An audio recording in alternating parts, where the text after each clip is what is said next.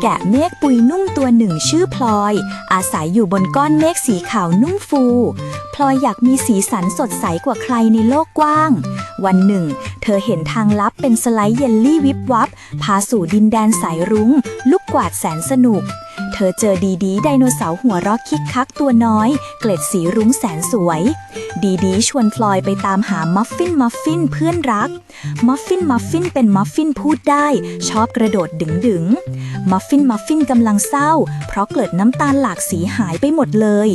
พลอยใช้ปุยเมฆวิเศษแสนนุ่มของเธอช่วยให้เกล็ดน้ำตาลหลากสีกลับคืนมาเต็มตัวมัฟฟินกระโดดด้วยความสุขจึงแบ่งสีรุ้งระยิบระยับให้พลอยกลับบ้านพร้อมปุยเมฆที่เต็มไปด้วยสีสันสดใสกว่าเมฆตัวไหนเธอรู้ว่าการช่วยเพื่อนคือสีที่สวยงามที่สุด